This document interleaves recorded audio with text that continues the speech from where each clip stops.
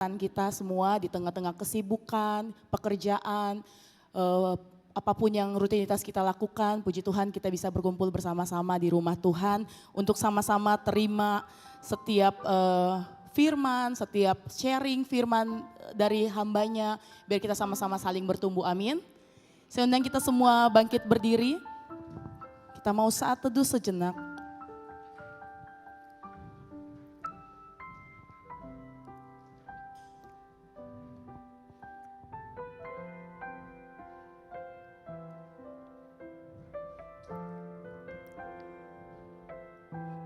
Kami bersyukur Tuhan buat setiap kasih setia Tuhan dalam kehidupan kami.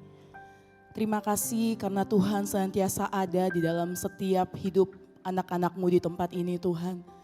Terima kasih sudah memberikan yang terbaik sehingga kami setiap anak-anak-Mu berusaha untuk memberikan apa yang terbaik yang bisa kami beri untuk Tuhan. Tuhan tolong setiap kami Tuhan anak-anak-Mu yang mungkin masih dalam perjalanan ke tempat ini, Engkau yang tutup bungkus Tuhan dan boleh sampai di tempat ini Tuhan di rumah-Mu untuk bersama-sama dengan kami belajar, untuk kami mengerti bagaimana kami sebagai rumah tangga yang utuh di dalam Kristus menyerahkan hidup kami di dalam Engkau Tuhan. Terima kasih Tuhan, Tuhan yang memberkati ibadah kami, persekutuan kami malam hari ini, di dalam nama Tuhan Yesus kami berdoa, amin. Kita tetap bangkit berdiri, bersama-sama kita mau angkat pujian, keluargaku bertumbuh, gerejaku bertumbuh. Yang udah tahu gerakannya mari sama-sama ya. Tepuk tangan di hadapan Tuhan. Keluargaku bertumbuh, gerejaku bertumbuh.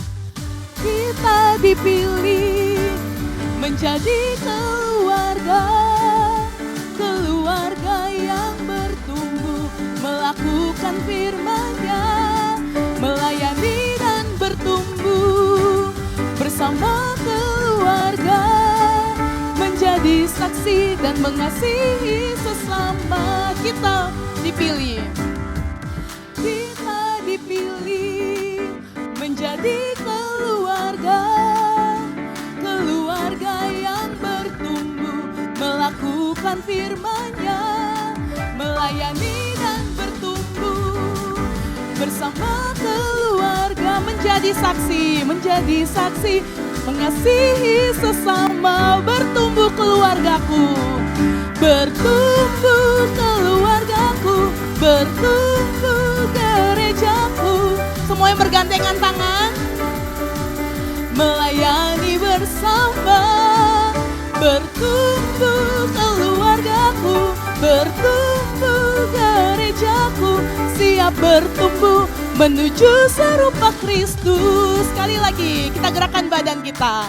Kita dipilih menjadi keluarga, keluarga yang bertumbuh, melakukan firman-Nya, melayani dan bertumbuh. Bersama keluarga menjadi saksi, disaksi dan mengasihi sesama. Bertumbuh, bertumbuh keluargaku, bertumbuh gerejaku, bergandengan tangan, melayani bersama.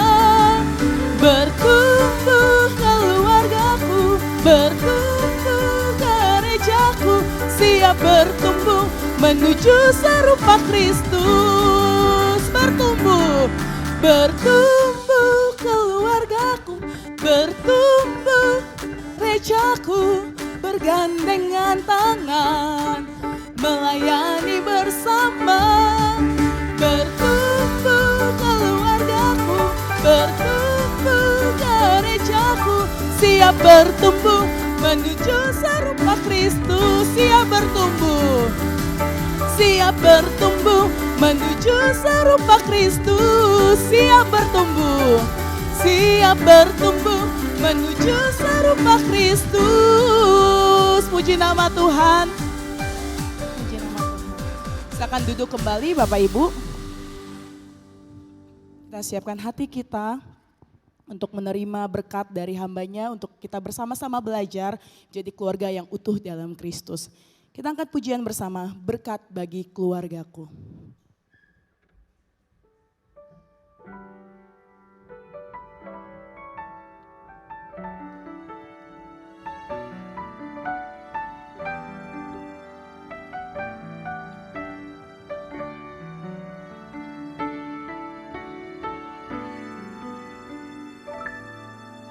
Kiranya Tuhan berkenan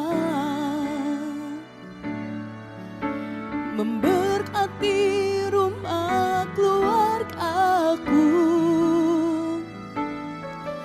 Apa yang telah Tuhan berkati,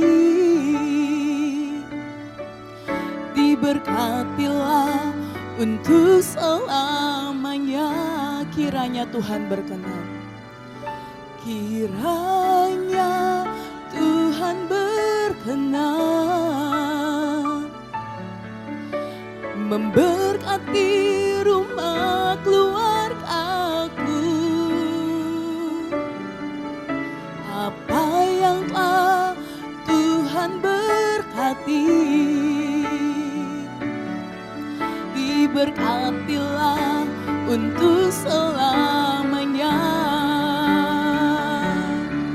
Sebab Tuhan melindungi, Tuhan menyinari dengan wajah-Nya,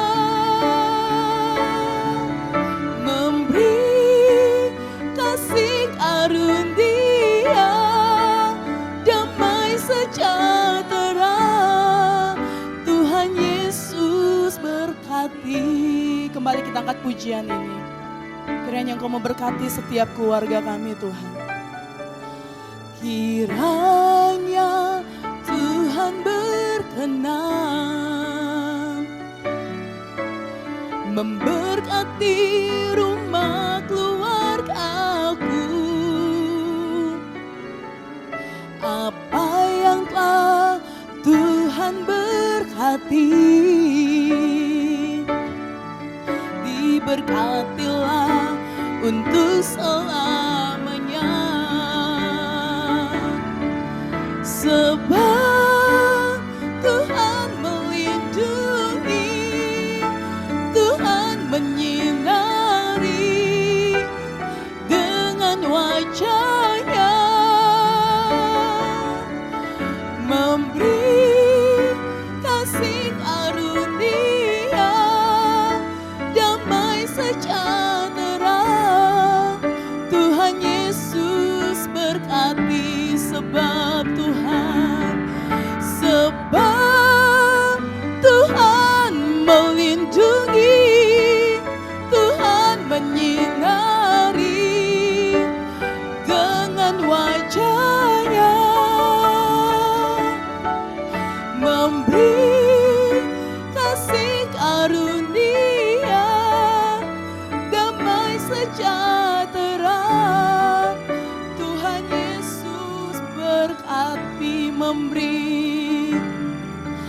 kasih karunia, damai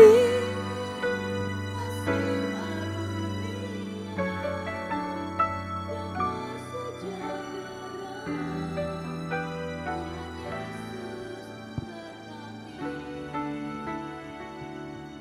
Mari kita berdoa.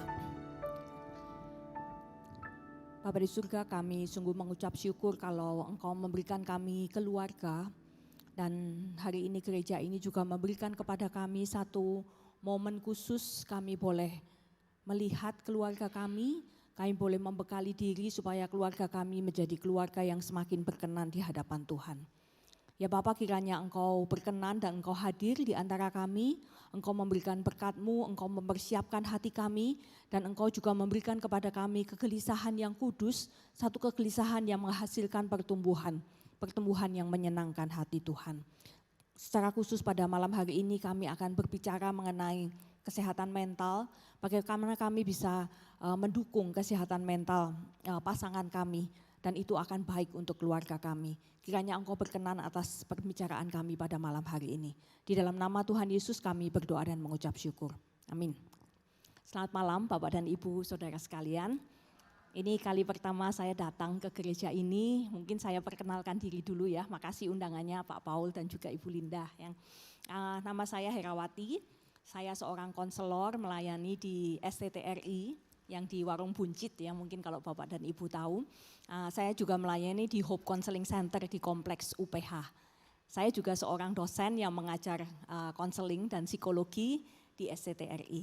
Ya, jadi kampus ini kampusnya Ibu Linda dan juga Pak Paul juga ya. Kami mengintegrasikan teologia dan psikologi. Jadi teologia itu menolong kami hamba-hamba Tuhan memahami firman Tuhan, dan psikologi itu menolong kami memahami jemaat Bapak dan Ibu sekalian yang kami layani, dan juga konteks pergumulan jiwa dari orang-orang tokoh-tokoh yang tertulis di dalam Alkitab. Karena firman Tuhan itu tidak pernah hadir di dalam suasana yang vakum, ya, tetapi hadir di dalam kompleksitas jiwa kita. Dan psikologi adalah satu ilmu yang bagi kami sangat menolong untuk memahami manusianya gitu ya. Sehingga apa yang firman Tuhan itu boleh hadir di dalam konteks hidup kita yang berbeda-beda dan kompleks ini ya. Itu harapan yang menjadi visi dari kampus STTRI. Baik, malam ini saya diminta untuk membahas satu tema, dukunglah kesehatan mental pasanganmu. Ya, tadi saya sempat ngobrol dengan Pak Paul juga dengan Ibu Linda. Ternyata ini memang hari Jumat ini disediakan untuk mensupport keluarga begitu ya. Tema-temanya semuanya tentang tema keluarga. Saya rasa ini adalah satu pilihan yang sangat baik ya. Karena keluarga itu perannya sangat penting di dalam kehidupan anak-anak muda dan juga kita semuanya. Hampir semua anak-anak muda yang datang kepada saya sebagai seorang konselor, permasalahannya itu berakar dari masalah keluarga. Mungkin enggak secara langsung masalahnya dia, masalah dari orang tuanya itu bisa mempengaruhi kesehatan mentalnya dia ya. Tapi khusus malam ini kita hanya akan membahas kesehatan mental pasangan ya, karena waktu kita terbatas. Saya akan mengajak kita semua melihat di dalam Alkitab bagaimana seharusnya keluarga itu dibentuk, bagaimana relasi di dalam keluarga itu seharusnya dibangun ya. Mari kita bersama membuka dari Kolose 3 ayat 18 sampai 21. Kolose 3 ayat 18 sampai 21. Sudah ketemu ya Bapak dan Ibu sekalian ya. Kolose 3 ayat 18 sampai 21. Saya akan membacakan ayat-ayat yang genap, Bapak dan Ibu sekalian membaca ayat-ayat yang ganjil ya. Kolose 3 ayat 18 sampai 21. Hai istri-istri, tunduklah kepada suamimu sebagaimana seharusnya di dalam Tuhan.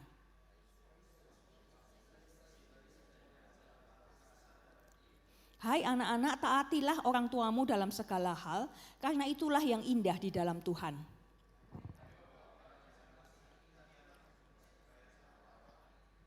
Ya, ini adalah satu firman Tuhan yang menurut saya sangat cermat membidik, menyampaikan firman sesuai dengan keunikan dari setiap pribadi di dalam keluarga.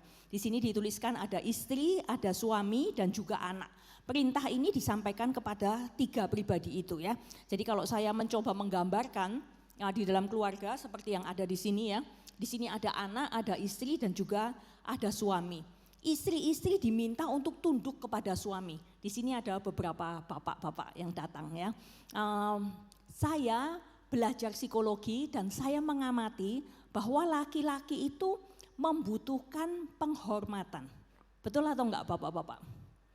Ya, kalau kita itu enggak dianggap, enggak dihormati, meskipun makanan disediakan begitu ya. Rasanya bagaimana Pak Paul? Kesel gitu ya, lebih senang dihormati begitu ya. Nah sementara suami-suami itu dikatakan kasihilah istrimu. Benar nggak, istri-istri itu lebih senang kalau dikasihi, didengarkan, diperhatikan, seperti itu ya. Betul ya ibu-ibu sekalian ya.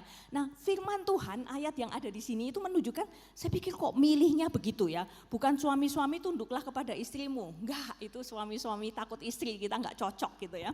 Istri-istri lah yang harus tunduk kepada suami, dan suami-suami itu harus ingat, dia bukan hanya kepala yang harus dihormati, tetapi dia juga harus memberikan kasih. Karena itulah yang dibutuhkan oleh istri-istri sesuai dengan keunikan desainnya ketika dia itu diciptakan. Ya.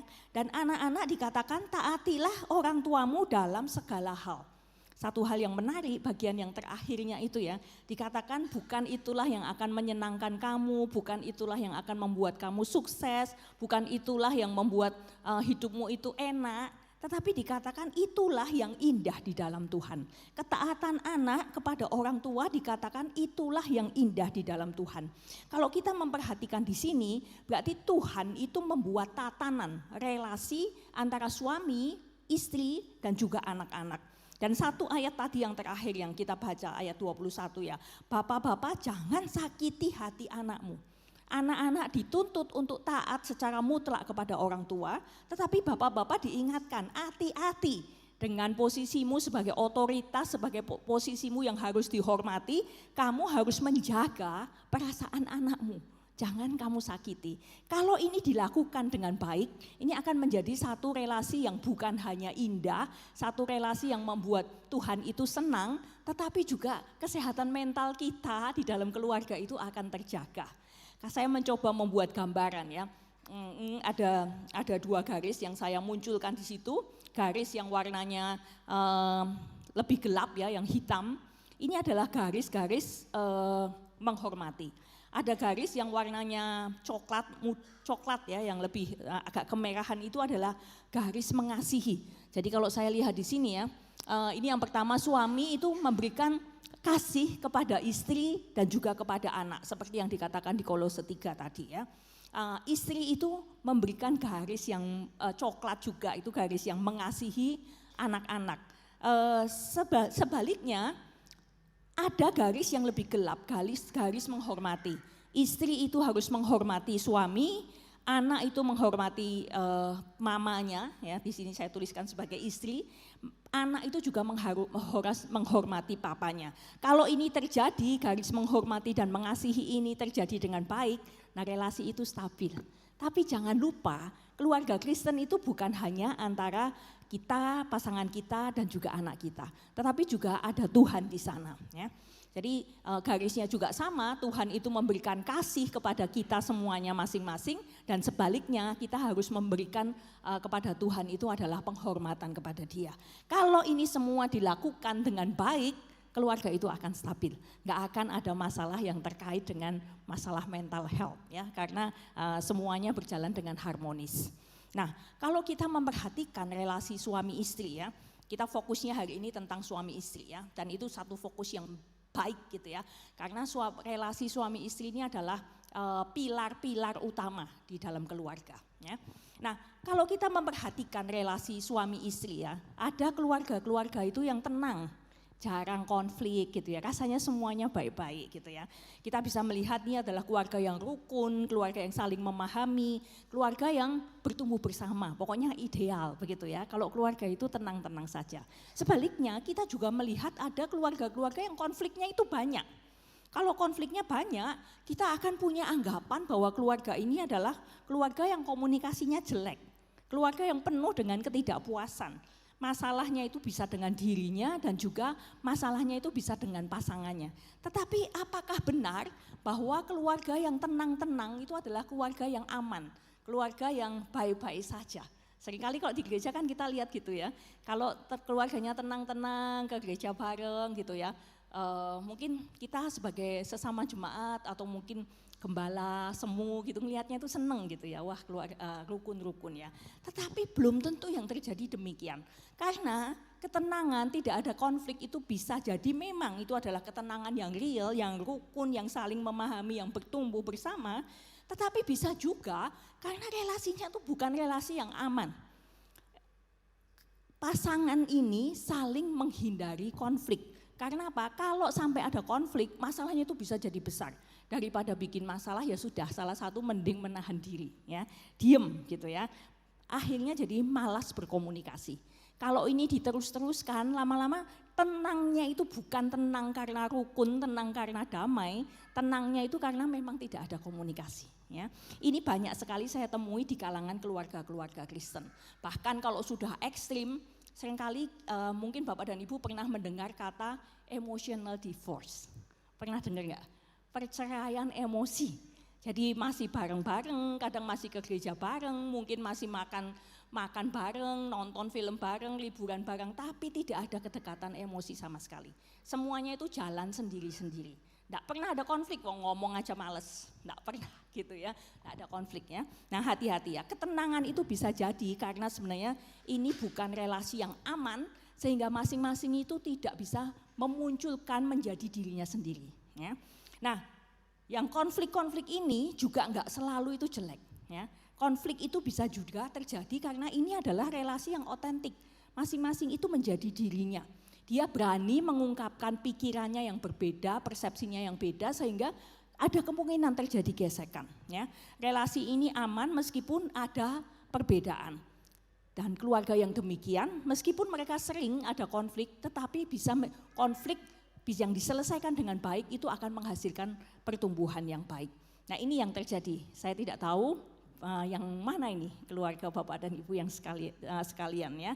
Apakah ada di yang tenang yang atas atau yang di bawah ya, tenangnya ini sebenarnya udah males ngomong gitu ya, atau konflik-konflik ini memang konflik yang memang karena kita ini panas dengan diri kita, masih dengan diri sendiri dan pasangan sehingga tidak terselesaikan, atau satu konflik-konflik yang otentik, satu konflik-konflik yang aman untuk membicarakan perbedaan dan kita bisa melewatinya menjadi bertumbuh bersama.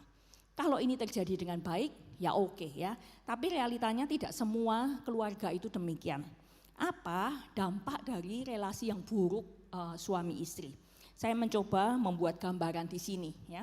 Kalau relasi ini buruk antara suami istri, keluarga itu tidak menjadi support system, tidak menjadi satu tempat yang mendukung kita untuk bertumbuh bahkan ketika kita itu bermasalah. Nah, biasanya padahal mana ada hidup yang tidak ada masalah. Enggak ada ya, di dalam dunia yang berdosa ini ya kita akan ketemu ya setiap hari itu selalu ada masalah ya, besar dan kecil beda-beda ya. Nah kalau keluarga itu tidak menjadi support system ya biasanya itu akan cari support systemnya itu di tempat lain ya. Nah dampaknya relasi itu makin lama itu akan semakin buruk. Ya, enggak ada intimacy, ya kayak tadi ya, kedekatan emosi itu enggak ada. Pengen ngomong-ngomong yang menyenangkan atau kalau ada kita lagi susah dan sebagainya, enggak kepengin dengan pasangan kita. Ya cari orang lain, apakah itu teman baik kita, sahabat kita ya. Mungkin bisa terjadi malah munculnya itu adalah perselingkuhan. Ya. Bisa jadi karena saling jengkel ini akan memunculkan KDRT. Dampaknya bagi pasangan itu dia akan terluka, menyimpan kemarahan dan kemungkinan akan terjadi gangguan-gangguan mental. Ya. Sementara bagi anak-anak bisa jadi dia mengalami gangguan mental, ketakutan, selalu cemas, begitu ya. Atau karena ini terjadi terus-menerus sejak mereka kecil, bukan hanya gangguan mental yang sementara, tetapi yang terjadi adalah gangguan kepribadian. Ya. Jadi anak yang mungkin terus-menerus cemas, jadi anak yang tidak percaya diri, jadi anak yang senang mengontrol, jadi anak yang mudah marah, dan lain sebagainya. Tapi hari ini kita tidak akan membahas yang terkait dengan anak. Kita hanya melihat terkait dengan pasangan dan secara spesifik kita akan melihat mengenai kesehatan mental. Ya. Apa sih sebenarnya yang disebut dengan kesehatan mental? Saya mengutip apa yang dituliskan, dirumuskan oleh WHO ya, Organisasi Kesehatan Dunia. Kesehatan mental itu didefinisikan sebagai kondisi well-being. Well-being itu adalah kesejahteraan psikologis gitu ya. Kita ini merasa tenang, merasa nyaman, merasa bersemangat, merasa lemes gitu ya. Ketika ia menyadari kemampuan dirinya, mampu mengelola dan beradaptasi terhadap stres yang dihadapi, dapat bekerja secara produktif serta berkontribusi untuk lingkungannya. Jadi orang itu kesehatan mental itu tidak sama dengan hidupnya nyaman, selalu happy, ketawa-ketawa, enggak ya. Tapi orang itu disebut sehat mental kalau dia punya 4 aspek ini. Yang pertama itu menyadari kemampuan dirinya. Kalau memang dia bisa, ya dia kenali itu dan dia bisa kembangkan itu, dia bisa pakai kemampuannya. Tapi kalau dia tahu ini bukan areanya aku, ya dia enggak akan ngoyo. Ini memang bukan aku. Dia kenal dirinya, dia bisa membawakan diri sesuai dengan pengenalannya akan dirinya. Lalu juga terkait dengan stres. Sekali lagi saya ulangin, hidup itu mana sih, bagian mana hidup yang enggak ada stres? Enggak ada, di mana-mana ada stres. Kita jadi ibu rumah tangga yang cuman di rumah pun juga stres. Anak mungkin enggak nurut, ya kan? Uang belanja kurang, barang-barang di pasar itu harganya naik, kita stres. Bapak-bapak yang kerja juga stres, dimarahin bos, customernya nggak jadi order, orang departemen lain nggak mau kerja sama, semuanya ada stres. Anak-anak sekolah bahkan anak kecil pun ngompol nggak segera digantiin, stres juga. Selalu ada stres. Tetapi seorang yang punya kesehatan mental yang baik, dia bisa mengelola dan beradaptasi terhadap stres yang ada. Ya, bukan terus-terusan jadi uring-uringan, bukan terus-terusan jadi enggak bisa ngapa-ngapain gitu ya, tapi dia bisa beradaptasi dari itu. Selain itu dia bisa bekerja secara produktif dan berkontribusi untuk lingkungannya. Nah, kita akan melihat bagaimana kita menjaga kesehatan mental dari pasangan kita. Ya, menjaga kesehatan mental, dasar yang paling utama itu adalah takut akan Tuhan. Ini adalah dasar, ini bukan cuma tempelan ya. Orang yang takut akan Tuhan akan tahu bahwa keluarga itu adalah kehendak Tuhan. Maka dia akan menjalankan peran sesuai dengan perintah Tuhan, apa yang dia kenali ya. Terus bertumbuh dalam firman dan doa. Kalau kita ngomong kita takut akan Tuhan tapi kita nggak pernah baca firman, kita nggak pernah berdoa, ini omong kosong ya. Bagaimana Tuhan seperti apa yang kita takuti kalau kita itu nggak kenal Dia? Mengenal Dia ya haruslah dari firman dan juga dari doa ya. Ini jadi dasar. Makanya saya selalu ingatkan anak-anak saya dan juga anak-anak muda yang berbicara kepada saya terkait dengan pasangan hidup begitu ya. Kita enggak mungkin ketemu pasangan hidup itu yang ideal, yang sempurna, yang semuanya itu cocok dengan kita. Tapi paling penting itu adalah dia harus takut akan Tuhan. Karena kalau dia enggak takut akan Tuhan, mau sepinter apa, mau sebaik apa, mau sesukses apa, hidup itu enggak pernah mulus-mulus aja. Selalu ada titik-titik masalah, bahkan kadang Tuhan membiarkan kita ada di titik yang paling rendah. Kalau dia enggak akan takut akan Tuhan, kamu ini memposisikan dirimu dalam posisi yang sangat berisiko. Berjalan dengan orang yang enggak tahu arahnya itu akan kemana. Ya. Jadi takut akan Tuhan itu adalah sesuatu yang sangat penting dan seharusnya kita sebagai keluarga-keluarga Kristen itu harus kita pelihara dan kita tumbuhkan. Ya. Lalu yang kedua, ada ruang-ruang pribadi itu yang harus kita sediakan, ya, yang kita mesti berikan itu kepada pasangan kita. Ya. Berikan ruang pribadi untuk diri pasangan. Ya. Apakah itu dia mengembangkan hobinya, minat-minatnya, dia pengen punya waktu dengan teman-temannya, dia punya beban tertentu, ini harus ada ruangnya. Kalau enggak ada ruang pribadi, semuanya terus-menerus ya kecapean gitu ya. Maka kita mesti peka akan kelelahan dan ketegangan dari pasangan kita. Dan kita kalau kita pengen menjaga kesehatan mental dia, ya harusnya itu kita membackup dia. Ya. Nah, ini seharusnya menjadi spirit kita ketika melihat pasangan kita. Jangan menjadi spiritnya kita menuntut pasangan kita. Menangkap ya Bapak dan Ibu sekalian ya. Kita harusnya kalau kita itu mau menjaga kesehatan mental pasangan kita, ya seharusnya kita memberi dia ruang pribadi. Jangan kitanya nuntut ruang pribadi. Karena kadang-kala kalau pasangannya itu bukan seorang yang mau membackup atau menjaga kesehatan mental kita, kalau kita menuntut akhirnya apa? Ya kita jadi tambah stres gitu ya. Kok ternyata ini enggak works gitu ya. Oke, selain ruang pribadi, ingat kita ini keluarga ini sudah menjadi satu di dalam Tuhan ya. Kita mesti mengembangkan ruang bersama. Mengembangkan ruang bersama ini secara praktis, secara teknisnya, secara gampang itu adalah mesti menyediakan waktu berkualitas yang sengaja disediakan. Jadi waktu berkualitas itu seringkali kan kita begitu sibuk gitu ya. Sudah pulang sampai rumah masih bawa pekerjaan, ngurusin dapur, ngurusin ini itu, sibuk gitu ya. Waktu berkualitas itu kalau sisa, kalau ada waktu, ya enggak akan ada waktu itu. Ya. Jadi memang harus ada komitmen sengaja menyediakan waktu yang berkualitas. Waktu yang berkualitas ini bukan sekedar waktu bersama-sama, tetapi adalah waktu here and now. Di saat ini, sekarang ini gitu ya, di tempat ini memang menyediakan diri kita untuk Tuhan, untuk pasangan kita ya. Cobalah membicarakan hal-hal yang personal, bukan hal-hal yang hanya permukaan. Seringkali kita sebagai pasangan suami istri ya, pembicaraan kita itu isinya apa? Anak, ya kan? Masalah rumah, tadi genteng bocor gitu ya, keran mampet, pembicaraannya begitu-begitu ya. Ini bukan hal-hal yang personal. Tapi mari ketika kita menyediakan ruang bersama, menyediakan ruang yang berkualitas, mari coba dengarkan pribadinya dia, pembicaraan-pembicaraan yang personal. Apa yang sekarang ini sedang mengganggu dia, ya. Apa yang dia pikirkan, apa harapan-harapannya, apa yang sekarang ini menjadi mimpinya. Misalnya begitu ya, hal-hal yang personal yang memang khas dia. Nah ini seharusnya menjadi hal-hal yang kita bicarakan di dalam waktu berkualitas bersama. Nah seringkali kita itu liburan bareng atau kita makan di restoran gitu ya.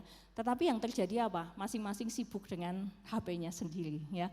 Nah hal yang begini meskipun kita seharian pergi seminggu bahkan bersama-sama, itu bukanlah ruang bersama. Itu bukanlah waktu berkualitas bersama ya. Jadi ruang bersama ini akan membuat kita itu semakin mengenal pasangan kita. Kita merasa ada orang yang mau dengerin kita, ada orang yang peduli pada kita ya. Itu akan baik untuk kesehatan mental kita. Selain itu, kita juga perlu membangun jembatan ya. Kembangkan komunikasi, kemampuan kita berkomunikasi. Kalau komunikasi itu baik, pesannya itu jelas ya. Seringkali ibu-ibu itu sering kalau berkomunikasi itu pakai clue gitu ya. Misalnya lagi kepengin kalung gitu ya. Biasanya ngomongnya gimana Bu kalau lagi kepengin kalung? Salah nanya ya. Nggak usah nanya suami langsung gitu ya. Tapi ada, kadangkala ada yang ngomongnya lugas gitu ya. Aku kepengin kalung gitu, tapi kok rasanya kok kurang wow gitu ya. Pengennya itu kan suami ngerti apa yang kita mau, ya kan. Nah biasanya itu ngomongnya itu pakai clue gitu ya. Lagi diskon loh, ya di mana gitu ya. Di toko itu lagi diskon loh. Di Shopee lagi flash, enggak boleh ngomong merek ya. Lagi ada flash sale gitu ya. Ini tuh sebenarnya kode gitu ya. Suami-suami suka dapat kode begini enggak? Ya. Kalau bapak enggak ya, istri langsung beli sendiri sih ya. Ya, kadang-kala itu suami itu enggak ngerti gitu ya. Yang dimaksud kodenya itu apa enggak ngerti gitu ya. Ini malam ini saya mau pulang malam gitu ya. Istri jawabnya apa? Terserah gitu ya. Terserah itu artinya apa? Kadang suami-suami yang polos, yang nggak nangkep itu clue akan ya udah berarti boleh nih mau pulang sampai jam berapapun gitu ya, bila perlu sampai pagi gitu ya. Padahal istri ngomong seperti itu bisa jadi ngomong lagi nih, pulang malam lagi nih gitu, terus-terusan nih. Awas ya, mungkin sebenarnya maksudnya seperti itu ya, tapi digunakan dengan kata yang lain.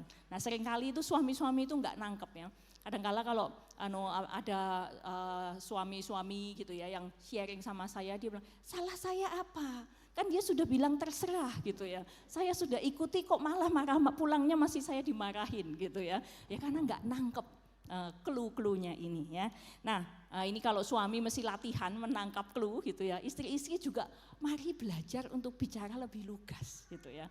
Kayak pakai clue itu lebih seru sih, tapi ya resikonya ya enggak ketangkep gitu pesannya ya. Jangan marah-marah kalau enggak ketangkep gitu ya. Ajarin dulu suaminya latihan menangkap clue supaya nanti kalau main clue itu dia bisa nangkep ya. Jadi kita puas gitu ya. Oke ya. Lalu bagaimana kalau ada perbedaan persepsi ya? Coba bicarakan dengan cara yang baik. Ini saya ngomong cepat gitu ya, karena ini sebenarnya satu topik yang cukup besar gitu ya terkait dengan komunikasi ya. Nah komunikasi tentang konflik begitu ya, itu hal-hal yang perlu dipelajari dengan baik ya. Nah membangun jembatan itu juga bisa dilakukan dengan empati. Empati itu apa? Mencoba berpikir dari persepsi pasangan. Misalnya kalau sekarang ini ya saya ngomong kepada Bapak dan Ibu sekalian, di depan itu ada jam digital yang besar. Bapak dan Ibu lihat enggak? Jam digital.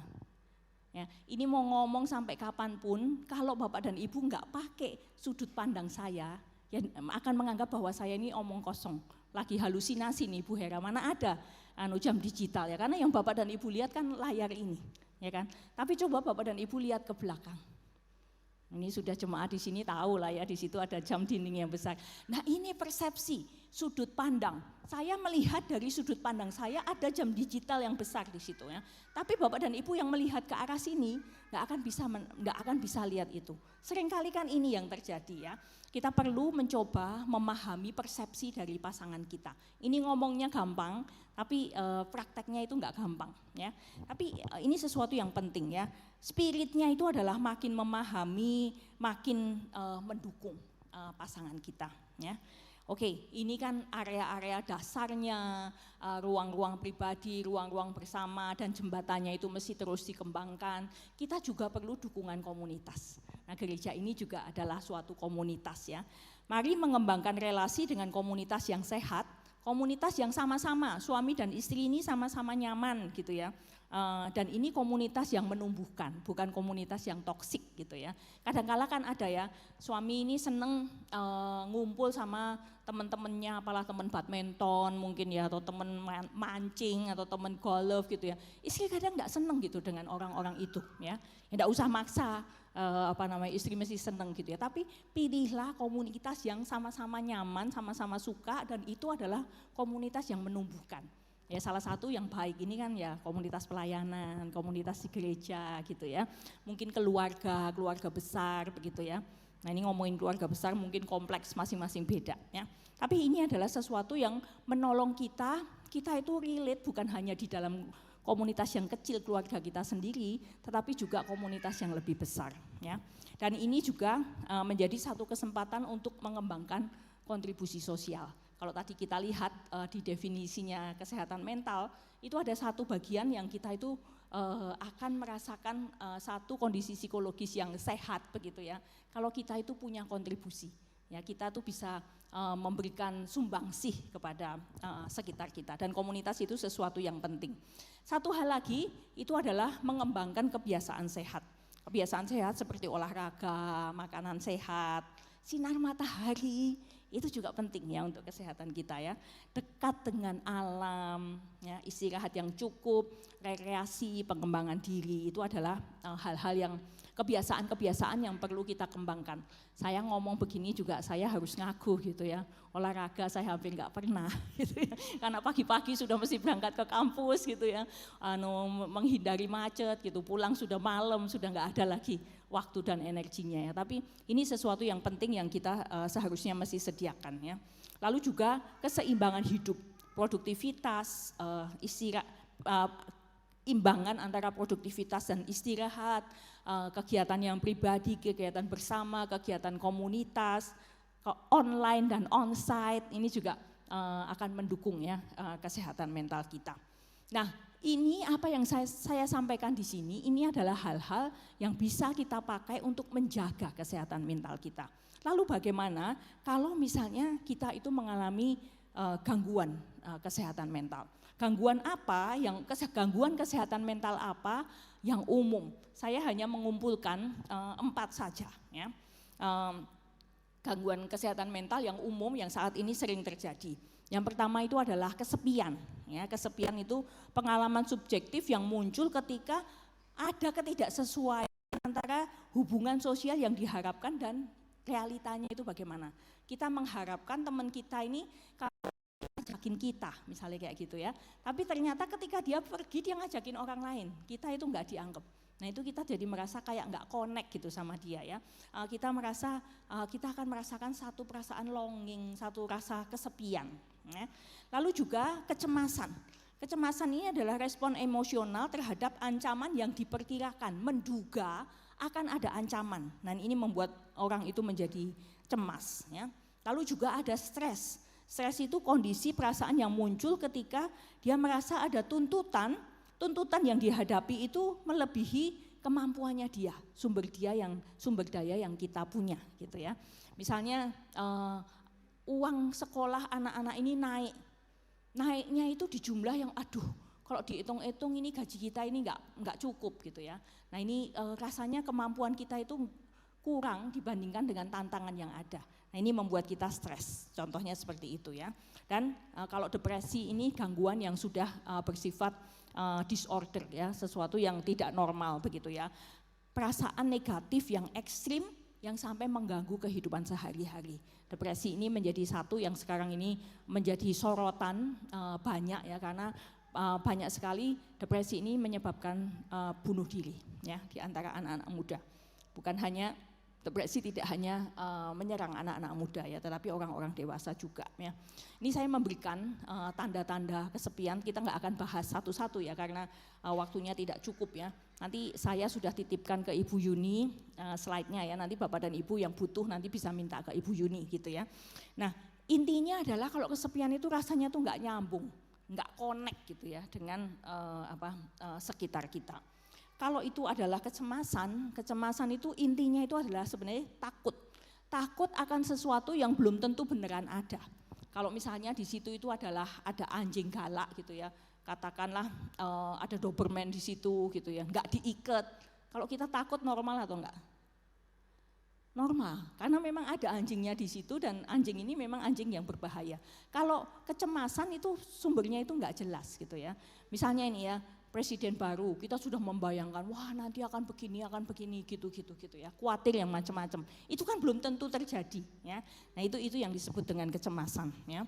Lalu kalau stres itu intinya adalah rasa tertekan ya, rasa tertekan karena merasa kita itu enggak mampu menghadapi tantangan yang ada ya.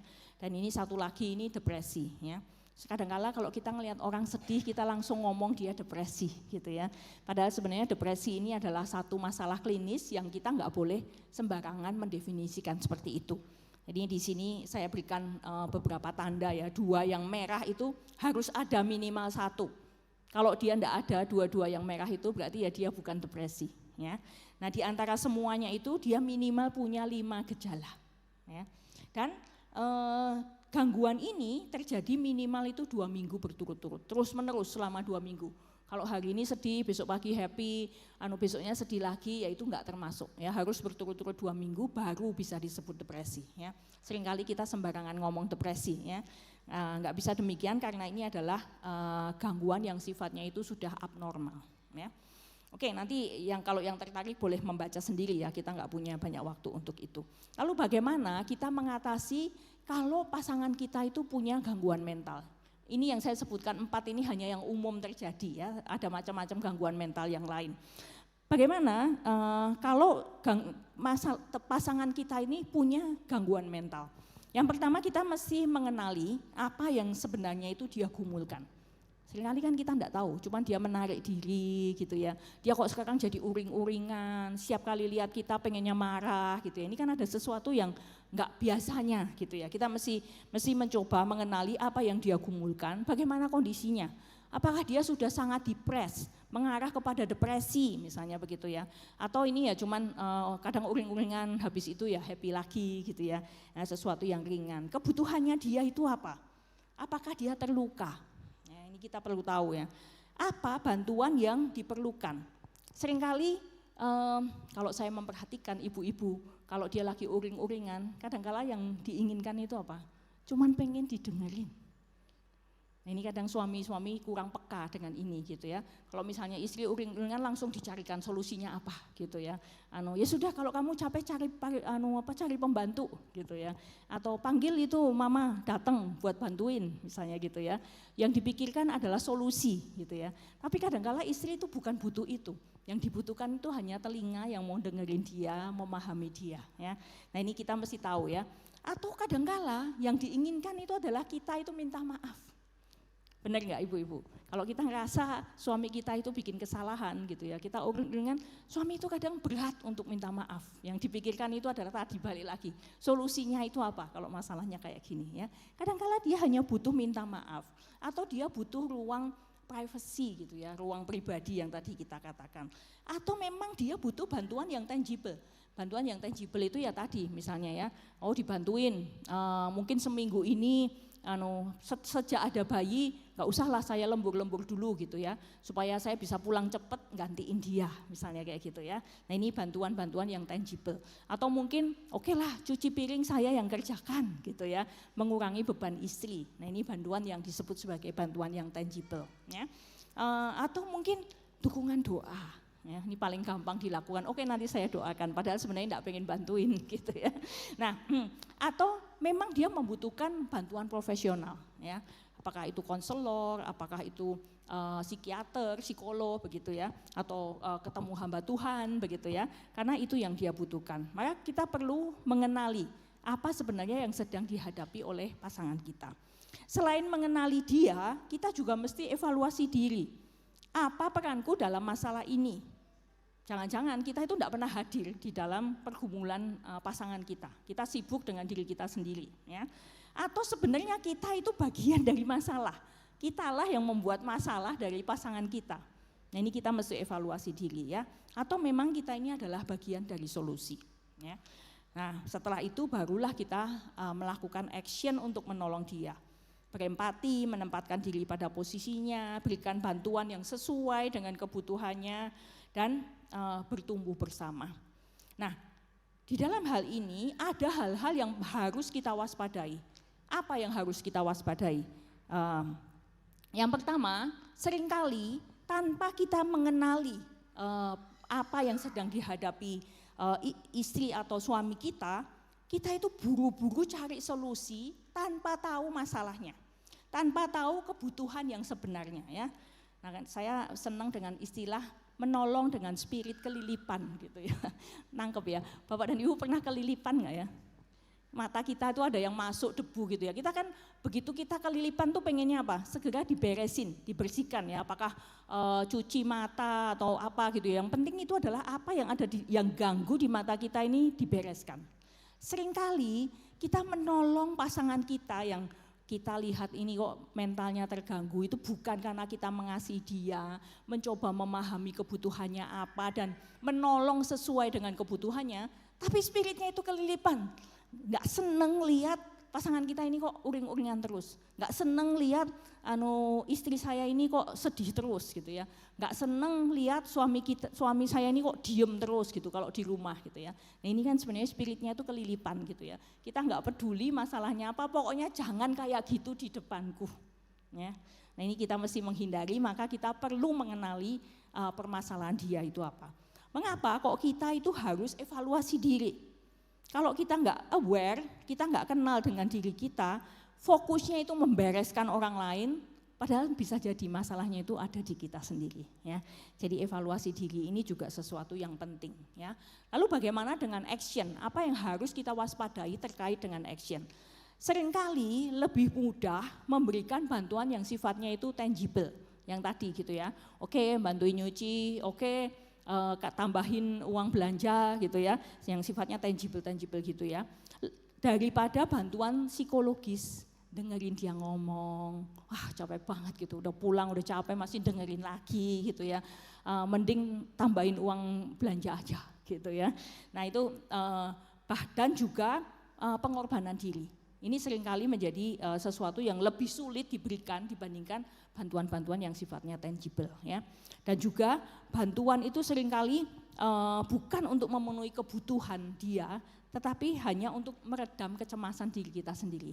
Kok aku nggak ngapa-ngapain istriku kayak gini, kok aku nggak ngapa-ngapain suamiku kayak gini. Nanti kalau orang nanyain ternyata aku nggak lakukan apa-apa, waduh bisa repot gitu ya. Jadi kita mesti melakukan evaluasi seperti ini. Ya. Nah, terkait dengan pengenalan diri, ada area-area di dalam diri kita itu yang seringkali kita nggak kenali. Kalau kita itu relasi suami istri ini adalah relasi yang sehat, relasi yang saling menumbuhkan, kita itu akan makin kenal diri kita, makin kenal pasangan kita itu semakin baik. Ini ada satu konsep yang baik ya, yang disebut sebagai Johari Window. Ini adalah area-area yang diri kita tahu, area-area yang diri kita itu enggak tahu. Ada area-area yang orang lain itu tahu, ada area-area yang orang lain itu tidak tahu. Nah, kalau kita tahu, orang lain tahu, yaitu adalah area yang terbuka. Siapa misalnya Ibu Yuni ini senang tersenyum misalnya gitu, Ibu Yuni ini ramah misalnya gitu ya. Dia tahu, orang lain juga tahu. Ini adalah area yang terbuka ya. Ada area-area yang tersembunyi. Kita tahu tapi orang lain nggak tahu. Misalnya saya sebenarnya pendendam misalnya kayak gitu ya. Nggak boleh nih kalau orang sampai nyakitin saya, wah ini saya bisa 7 turunan mengingat-ingat misalnya kayak gitu ya. Orang lain yang nggak pernah kepentok sama kita nggak akan tahu masalah itu ya, tapi kita sendiri tahu di dalam diri ya. Ini adalah area-area yang tersembunyi ya. Ada area-area yang kita nggak tahu, orang lain juga nggak tahu. Ini area yang disebut area tidak dikenal. Dan satu area yang disebut sebagai blind spot. Kita yang suka bawa mobil gitu tahu ya, blind spot ya, bapak-bapak tahu ya. Jadi ada area-area yang nggak bisa ditangkap oleh spion gitu ya. Kita nggak bisa lihat. Hidup kita itu juga seperti itu. Kadangkala ada orang lain itu tahu, kita itu kalau udah capek ngomongnya nggak enak, misalnya kayak gitu ya. Orang lain tahu, tapi kadang-kala kita nggak aware itu, ya. Tahu selalu nyalahin orang lain terus gitu ya. Tapi sebenarnya pasangan kita itu tahu. Kamu itu kalau capek ngomongnya itu nggak enak gitu. Makanya kok dia jadi responnya seperti itu gitu ya. Nah, area blind spot ini makin lama bisa makin kecil kalau relasi suami istri itu sehat. Kita bisa mau mengenal diri, mau mengenal pasangan, mau mendengarkan koreksi seperti itu ya. Jadi area blind spotnya itu makin lama akan semakin kecil ya. Oke, ini yang kita bisa bahas pada hari ini, beberapa kesimpulan. Yang pertama, kesehatan mental itu terkait erat dengan situasi keluarga dan relasi suami istri. Tadi saya sudah menyampaikan ya, kalau ini relasi di dalam keluarga ini nggak bagus gitu ya, nggak positif, nggak menumbuhkan, akhirnya kita masuk di dalam lingkaran setan yang makin lama itu masalah itu makin ruwet, nggak tahu bagaimana mengurainya ya, kesehatan mental itu akan terganggu. Memelihara kesehatan mental pasangan itu dasarnya adalah takut akan Tuhan. Caranya itu dengan memberi ruang pribadi untuk pasangan kita, membangun ruang bersama, mengembangkan komunitas, relasi, tumbuh bersama serta gaya hidup sehat ya. Kalau ada gangguan kesehatan, bagaimana kita mengatasinya? Kenali pergumulan dan kebutuhannya terlebih dahulu. Ya, pahami peran kita dalam masalah kesehatan mental dan bantu sesuai dengan kebutuhannya. Ya. Dan satu hal lagi yang penting, menolong kesehatan mental pasangan itu tidak sama dengan menenangkan diri kita sendiri. Ya. Tapi menolong itu untuk kebutuhan dia, bukan untuk kebutuhan kita. Baik, ini yang saya bisa sampaikan pada malam hari ini. Apakah ada pertanyaan dari Bapak dan Ibu sekalian?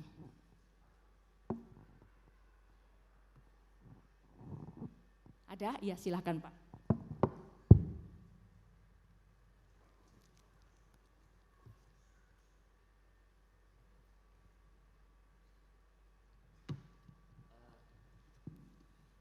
Bu, saya tertarik dengan area tak dikenal itu. Ya, di mana kita tidak tahu, orang lain pun tidak tahu. Ini memang jadi satu pertanyaan juga, bagaimana kita bisa mengenali kesehatan mental kita kalau kita sendiri tidak tahu kita ini sakit mental atau enggak. Iya, oke ya. Cukup Pak, pertanyaannya itu ya. Ya oke, ini saya berikan beberapa tanda-tanda ya. Sebentar ya, ini kemana ini?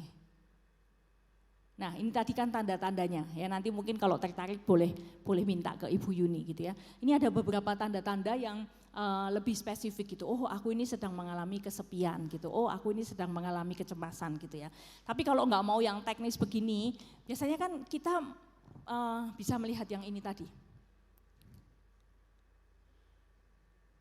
Nah ini ya, sorry. Nah apakah kita ini bisa kenal kemampuan kita ya, apakah kita bisa mengelola dan beradaptasi dengan stres? Ini yang paling sering umum terjadi gitu ya. Kalau stresnya ini kita itu sudah merasa kewalahan, nah ini ada tanda-tanda kesehatan mental kita terganggu ya. Kesehatan mental kita terganggu itu tidak berarti terus kita jadi orang gila. Enggak ya, tapi memang ya kita butuh break gitu ya. Kita butuh sesuatu mengelola lebih baik lagi pikiran kita, mungkin relasi kita gitu ya. Atau kadang yang dibutuhkan itu adalah istirahat.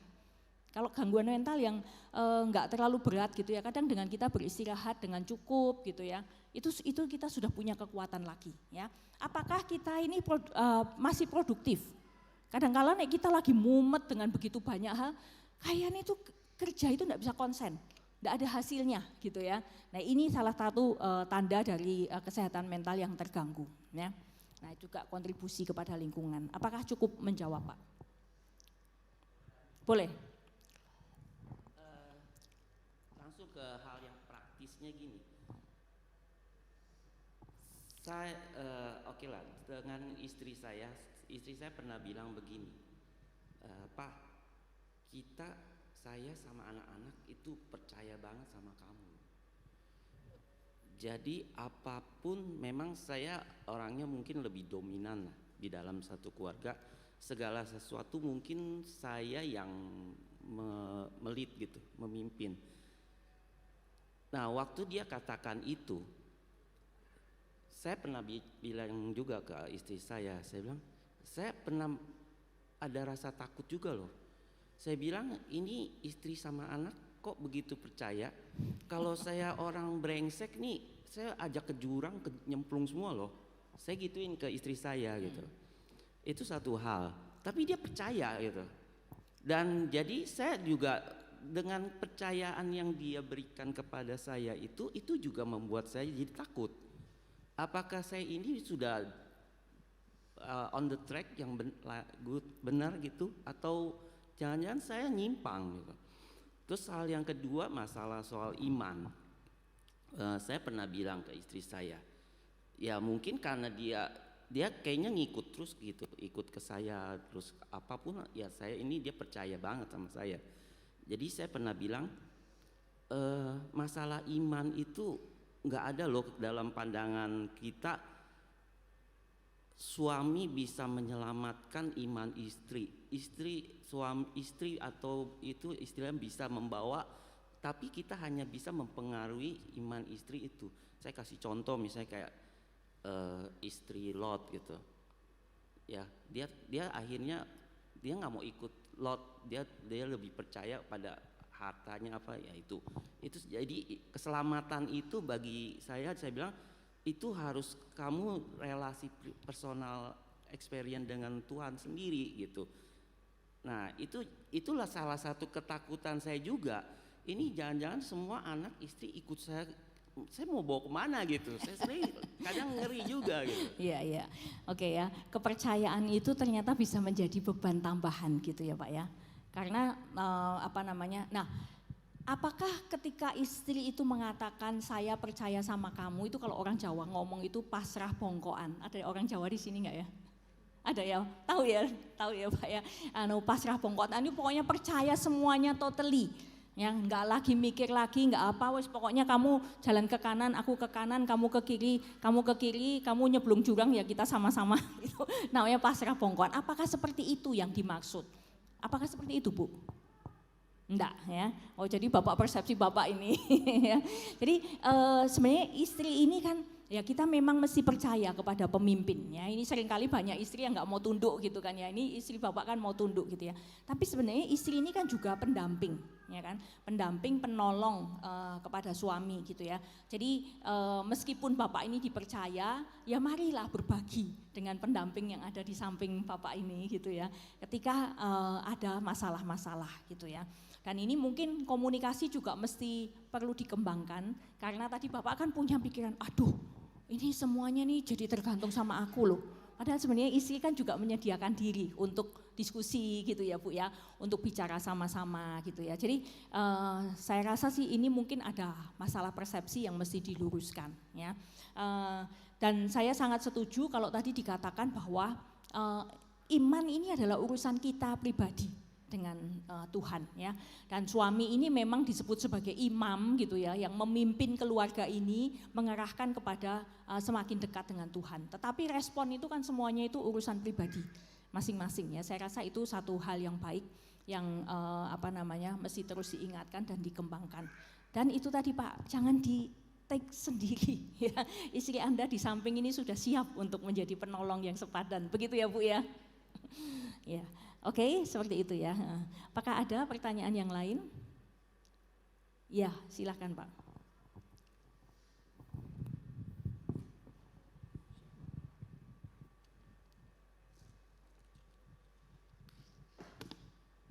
Ya, selamat malam Bu. Saya Adven mau tanya, ini sebenarnya kejadian 2 tahun yang lalu yang menimpa rekan dulu kakak kelas saya waktu di kampus teologi. Kebalikan dari mandat mungkin kalau kita tahu ya sekarang banyak sekali wanita lebih berkarir daripada suami gitu ya. Nah khususnya kakak kelas saya kan ya dari teologi pasti dia jadi hamba Tuhan gitu ya. Nah istrinya itu walaupun dia sekolah teologi juga, dia akhirnya waktu lulus setelah menikah dia mengembangkan satu bisnis dan berhasil gitu ya. Dan sangat disayangkan memang itu blind spot, saya nggak bisa melihat secara utuh kenapa mereka akhirnya divorce gitu. Nah, tapi yang sering kali terjadi zaman sekarang itu banyak sekali mungkin dalam kesehatan mental para pria yang mungkin penghasilannya itu lebih rendah daripada istri. Nah, bagaimana pandangan Ibu tentang hal ini? Makasih. Ya, oke. Nah ini satu hal yang sangat umum terjadi sekarang ya, karena kesempatannya sekarang kan sama gitu ya, laki-laki dan perempuan, dan ya jujur aja gitu, kalau ngurusin rumah siapa yang lebih jago? Biasanya kan perempuan lebih jago. Ya kan? Nah untuk hal-hal yang di area-area tertentu perempuan itu punya keunggulan yang lebih gitu ya, dan kalau itu diberi tempat, posisinya pas gitu ya, dia bisa mengembangkan dan hasilnya seperti yang tadi Bapak ceritakan, bisa lebih besar penghasilan dan lain sebagainya. Sebenarnya ayat yang tadi kita baca tadi, yang kita renungkan tadi ya, itu tuh satu hal yang penting sekali. Meskipun istri itu punya penghasilan yang lebih gitu ya, dia mesti harus tetap memberikan rasa hormat kepada suami ya. Saya ketemu dengan beberapa pasangan yang istrinya itu punya penghasilan lebih, seperti yang Bapak sampaikan, yang akhirnya suaminya minder dan akhirnya ada yang milih divorce atau mungkin makin lama makin minder gitu ya. Itu banyak sekali, dan ada yang mereka tetap bisa tumbuh bareng ya, karena ada rasa hormat ini. Kalau secara praktis bagi saya gitu ya, saya tuh orang yang konservatif gitu ya, rada tradisional begitu untuk beberapa hal yang prinsip gitu ya. Jadi misalnya suami ini bagi saya mesti menjadi breadwinner, menjadi sumber ini yang income utama di dalam keluarga. Kalau misalnya gajinya dia lebih kecil, saya lebih seneng gaji suami ini dipakai untuk pos tertentu. Misalnya dapur misalnya, kan ini besar kecilnya ini kan juga beda-beda gitu ya. Gaya hidup itu mesti sebisa mungkin itu disesuaikan gitu ya dengan income-nya suami. Tapi kalau jomplangnya itu terlalu jauh begitu, kadang-kala kan nggak bisa. Kalaupun nggak bisa, ini mesti ada posnya nih. Gaji suami ini mau dipakai untuk apa? Misalnya gaji suami untuk sekolah anak misalnya gitu. Saya sih lebih seneng gaji suami ini untuk operasional keluarga. Tapi kadang-kala kalau sangat kecil kan nggak cukup juga gitu ya. Intinya adalah suami ini tetap punya kebanggaan, tetap punya harga diri gitu ya, bahwa dia itu nggak numpang di dalam keluarga itu. Kalau saya sih pandangan saya tradisional seperti itu ya. Tetapi sekarang ini orang kan beda-beda gitu ya. Bahkan ada satu tren yang sekarang mulai muncul yang disebut sebagai bapak rumah tangga. Tahu ya, yang suami-suami nggak kerja, istrinya yang kerja, bapaknya ini yang di rumah, yang antar jemput anak, yang masak gitu ya. Bahkan ada jemaat di gereja saya ngajarin saya gitu ya. Bu Hera ini kan sibuk katanya. Jadi kalau weekend Bu masak dulu itu, bikin rawon, bikin soto, bikin apa, bikin itu kentelannya, masukin ke freezer katanya. Jadi nanti kalau Ibu pulang malam itu, tinggal keluarin aja masak, cemplung-cemplungin tuh sayurnya gitu ya. Ini yang ngajarin bukan ibu-ibu, yang ngajarin bapak-bapak, yang bapak rumah tangga seperti itu ya. Tapi karena mereka sudah sepakat gitu ya, asal anak-anak beres gitu ya dan suaminya kerjakan itu, mereka langgeng-langgeng aja dan suaminya juga tetap berkembang begitu ya. Ini tergantung dari kesepakatan di antara mereka. Kalau saya sih lebih seneng suami itu mesti punya kebanggaan dan nggak merasa numpang gitu ya di dalam rumah ya. Biasanya itu lebih aman. Dan istri juga mesti menjaga tatanan yang tadi disampaikan di dalam Kolose 3 tadi ya. Itu tuh bener banget gitu. Laki-laki itu kok oke kok, istrinya sukses itu oke, asal dia tetap dihormati. Kalau dia nggak dihormati ya biasanya ini akan bikin goncang gitu. Ya. Apakah suami-suami itu akan seneng kalau istrinya sukses? Biasanya suami-suami kalau saya tanya, termasuk suami saya gitu ya, dia bangga gitu ya. Kalau istrinya itu berhasil, bisa ini itu begitu ya, bangga. Asal kita tetap menjaga hormat kepada suami, itu yang mesti dijaga benar ya. Dan saya merasa yang tadi saya katakan ya, Kolose 3 ini sangat jitu gitu ya, melihat desain dari kepribadian kita yang Tuhan itu sudah buat. Ya. Oke, cukup ya Pak. Tadi ya Bapak, silahkan Pak. Ya, saya mau tanya tentang firman Tuhan ya. Hai istri-istri, tunduklah kepada suamimu, bagaimana suami Tuhan. Saya rasa kalau hai tunduk ini kan bisa juga nggak tunduk boleh Bu. Kenapa? Kalau kan ini hai istri-istri tunduklah kepada suamimu. Bisa juga nggak tunduk boleh. Kenapa? Karena kalau lakinya misalnya nyuruh nggak benar, hidupnya nggak benar, mesti tunduk juga. Ya kan? Ya, jadi misalnya contoh nih, suaminya ADRT atau mau nikah terus masa kita mesti tundukkan, nggak mungkin dong. Nah jadi kan bisa juga tunduk ya boleh lah, karena memang harusnya tunduk. Tapi kalau misalnya lakinya nggak benar gimana? Kalau benar ya oke tunduk, harus tunduk. Kalau nggak benar, otomatis kan istri juga ya udah boleh nggak tunduk lah, karena kan situasi itu kan. Terus juga anak-anak juga, hai anak-anak taatilah orang tuamu dalam segala hal. Ya kalau orang tuanya baik-baik semua, pasti anak taat semua. Tapi ada satu misalnya contoh, ini memang banyak kisah nyata juga, ada juga yang kesaksian itu kan, papa saya suka gebukin saya harus taat nih bapak saya nih. Bisa suka digebukin, bisa harus taat nih.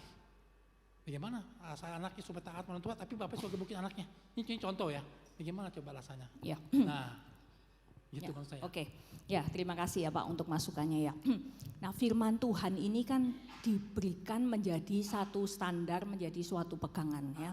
Tapi realitanya memang seperti yang tadi Bapak sampaikan, kita ini ada di dalam dunia berdosa yang seringkali itu seperti yang tadi dikatakan, ini orang tua semakin tunduk semakin menjadi-jadi gitu ya, mungkin dia jadi makin digebukin, makin pakai alat-alat yang makin lebih besar misalnya gitu ya, itu bisa juga terjadi gitu ya. Nah cuman ini tuh harus jadi pegangan dalam arti apa, kalau misalnya kita ngomong papaku benar, suamiku nggak benar, itu tuh standarnya siapa yang mau dipakai. Kita mesti sadar ya bahwa subjektivitas itu kan besar sekali. Kita tuh semua punya subjektivitas dan itu tidak mungkin bisa dihindari ya. Nah, standar tatanan ini kan dibuat itu sebenarnya kan untuk menjaga itu. Karena kita tidak mungkin bisa menghindari subjektivitas ya. Dan meskipun ini nggak mudah gitu ya. Banyak sekali kisah-kisah mengharukan, kisah-kisah pertobatan itu yang muncul dari ketika firman ini itu dipenuhi ya.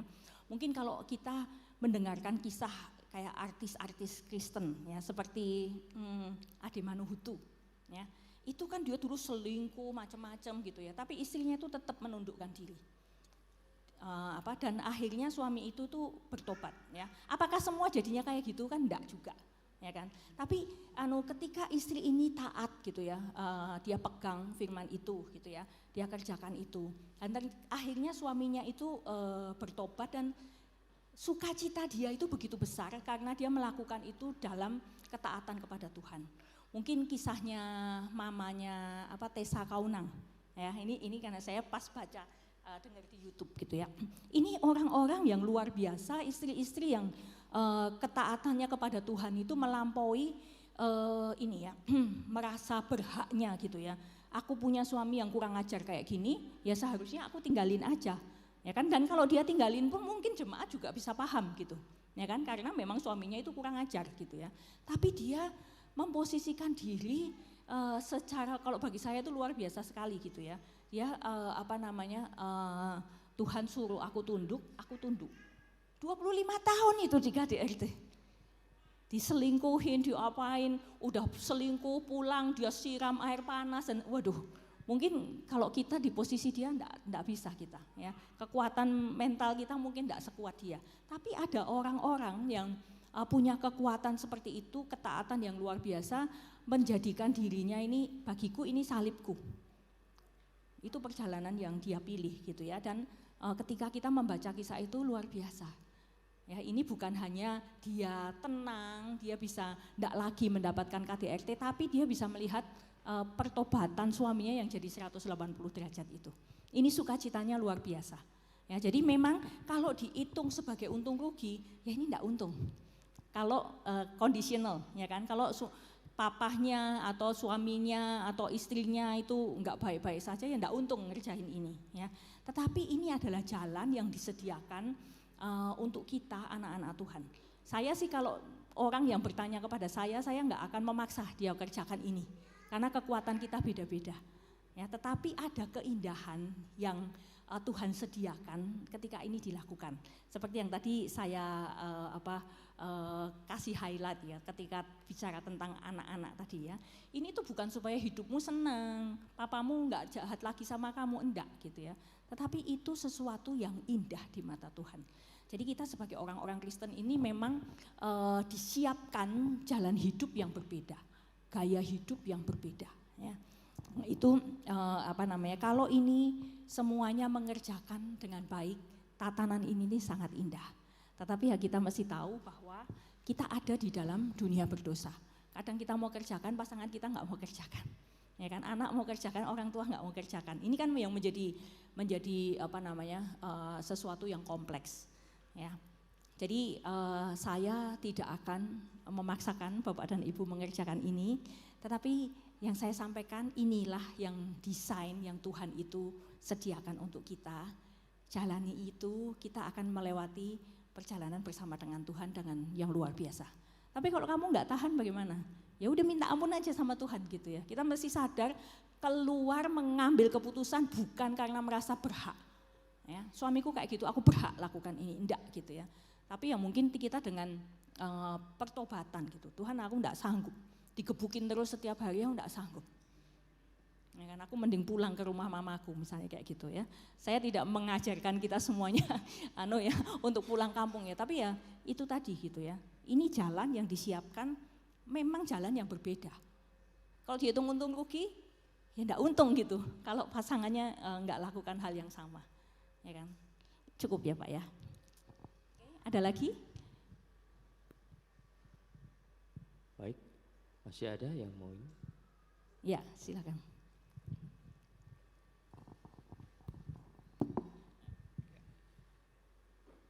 Sebelumnya saya Dev dan mungkin saya ingin bertanya tentang hubungan kesehatan mental ini dalam relasi anak dengan orang tua begitu ya. Jadi memang saya berlatar belakang dari keluarga yang saudara-saudara saya ini sudah menikah dan sudah berkeluarga semua dan saya masih jomblo lah istilahnya begitu. Nah, ini pengumuman atau fosil gitu ya? Kamu anak yang bungsu atau paling yang bungsu? Iya, paling bungsu. Dan kayak untuk soal relasi ke orang tua kan mungkin kalau ngelihat dari contoh ya, dari contoh kakak-kakak saya itu mereka tuh bisa memberikan sesuatu yang lebih untuk papa mama saya gitu. Sedangkan saya sendiri masih berjuang untuk kuliah, untuk bisa beresin studi saya dengan baik gitu. Dan kadang waktu ngelihat kakak-kakak saya sendiri, saya pernah sempat ngerasa kayak kok saya nggak bisa memberi yang lebih ya buat papa mama saya begitu. Dan apalagi ini kan ngomongin soal kesehatan mental juga, pasti kan orang tua di masa usia yang semakin bertambahan mungkin mereka juga punya pergumulan kesepian kalau misalkan anak-anak mereka merantau di luar gitu. Dan selama ini yang saya coba lakukan untuk tetap bisa memberikan dukungan atau kehadiran buat orang tua tuh ya setiap bulan setidaknya saya menyempatkan 3-4 kali itu video call sama papa mama gitu. Nah, tapi saya mungkin mau bertanya lebih mungkin lebih praktisnya ya, bagaimana mungkin di usia saya yang masih muda seperti ini saya tetap bisa menolong ya atau mungkin membantu papa mama saya ini juga tetap bukan hanya sehat secara fisik tapi juga sehat secara mental kan, karena ini kan hubungan anak dengan orang tua itu sendiri. Itu saja. Oke, saya berasumsi relasi kamu dengan orang tua baik-baik saja ya. Ya oke. Nah kalau ini pas dipajang di sini nih kesehatan mental itu salah satunya kan menyadari kemampuan diri gitu ya. Kalau misalnya sekarang ini memang kamu itu pada masa kuliah, kira-kira orang tuamu itu mengharapkan apa? Apakah kamu kasih setoran bulanan gitu, atau kamu kuliah baik-baik? kuliah baik-baik sih. Ya kan? Sekarang itu memang waktunya kayak gitu ya kan. Ini kan kegelisahan kita sendiri gitu. Aduh, kakakku ini bisa beliin apalah mungkin mungkin ada yang ngasihnya rice cooker, mungkin kasih mobil, liburan atau apa begitu ya. Aku ini kok minta terus gitu setiap bulan gitu ya. Nah ini kan sebenarnya yang tadi kamu lakukan ya, dalam 1 bulan saya mesti sediakan waktu kalau bisa video call gitu ya. Nanti kalau misalnya libur semester kalau bisa pulang misalnya kayak gitu. Ini kan sebenarnya sesuatu yang baik ya. Orang tua kan butuhnya nggak cuma uang ya kan. Apalagi kalau semua sudah berkeluarga, sibuk dengan urusan masing-masing, itu pasti waktu untuk keluarga itu makin kecil gitu ya. Nah kamu yang available menghadirkan itu saya rasa ini sudah sesuatu yang baik ya. Dan nggak usah merasa guilty gitu. Karena ini tadi gitu, kita sadar kemampuan kita. Sekarang ini aku memang tidak bisa memberikan uang, tapi aku punya waktu. Ya kan, aku mampu untuk telepon mereka gitu ya, atau mungkin kalau pulang ya bawainlah oleh-oleh sesuatu gitu ya. Kadang kalau orang tua kan nggak lihat besarnya, mahalnya gitu ya, tapi perhatian dari kita itu sungguh berharga ya. Apalagi kalau tadi dibilang, waduh ini tinggal berdua doang, ini kesepian ini ya kan. Nah itu sediakan kehadiran, itu sesuatu yang sangat baik ya. Oke. Terima kasih. Ada lagi yang mau bertanya? Malam Bu, saya mau tanya, ini kalau misalnya konflik antara suami istri gitu ya Bu ya, karena mereka udah berumah tangga dalam waktu yang lama, jadi udah tahu, oh yang ini mungkin pasangan bisa marah. Jadi untuk masalah ini pasangan bisa marah, dan kalau memang benar sampai marah pun udah tahu, entar marahnya kayak gimana gitu. Dan istrinya kalau udah tahu suaminya bakal marah kayak begitu, atau enggak suaminya tahu istrinya bisa marah kayak gitu, ya udah diem aja, biarkan dia marah. Ya Bu ya, biarkan dia marah. Jadi apakah ini sesuatu yang sehat? Kita diem, misalnya pasangannya ini diam saja waktu suaminya marah, dan itu berlaku untuk bertahun-tahun, apakah nanti itu mentalnya terganggu nggak lama-lama gitu? Terima kasih. Ya oke. Kalau memang salah satu itu lagi marah-marah gitu ya, karena ada ya ini karena saya dari Solo gitu ya, jadi banyak term-termnya itu di Jawa gitu ya. Ada istilah itu sing waras ngalah gitu ya. Itu kan kalau memang satunya ini lagi uring-uringan, kita ikut uring-uringan ya pasti nggak karu-karuan jadinya ya kan. Dalam situasi seperti itu ya pasti salah satu itu yang masih bisa menahan diri diem ya kan. Dia marah, tapi yang paling penting adalah setelah itu bagaimana? Apakah ada setelah tenang gitu ya, kita bicara baik-baik. Kemarin itu emang kenapa kok kamu marah-marah kayak gitu ya. Nah apa mungkin kita enggak suka, Mbok nek marah ngomongnya jangan kenceng-kenceng, enggak usah pakai banting-banting misalnya gitu ya. Ini yang sesudahnya ini yang penting ya kan. Kalau itu terjadi gitu ya, relasi itu kan jadi nyambung. Marah ini sebenarnya kan ada beda persepsi gitu ya. Yang satu punya persepsi gini, yang satu punya persepsi begitu, enggak ada sambungannya ya siapa yang suaranya lebih kenceng itu yang akhirnya menguasai ruangan gitu kan ya. Tapi setelah itu bagaimana? Ini yang paling penting. Kalau setelah itu ada penyelesaiannya gitu ya kan, kita belajar sesuatu ya kan. Dan bisa jadi mungkin suami ngaku, aku tuh memang nek lagi kayak gitu aku enggak bisa nahan diri, sorry ya kata-kataku enggak enak misalnya kayak gitu. Itu kan istri jadi lebih ayem gitu ya, kita ngenali oh suamiku punya kelemahan kayak gini gitu ya. Jadi ya kalau dia lagi begitu aku menahan diri. Tapi kalau itunya enggak pernah ada, suruh nahan terus-terusan, ya kuat-kuatan gitu kan ya. Ada yang kuat, ada yang enggak kuat. Tapi yang sudah pasti relasi itu makin lama akan makin jauh ya. Seperti yang muncul di bawah itu gitu ya. Ini tuh tenangnya ini bukan karena baik-baik saja. Karena udah males ngomong. Percuma nggak ada gunanya karena enggak pernah nyambung. Nah, ini kalau seperti itu ya pasti itu enggak akan sehat secara mental ya. Dan secara relasi akan semakin buruk ya. Dampaknya bukan hanya kepada kita tetapi juga kepada anak biasanya.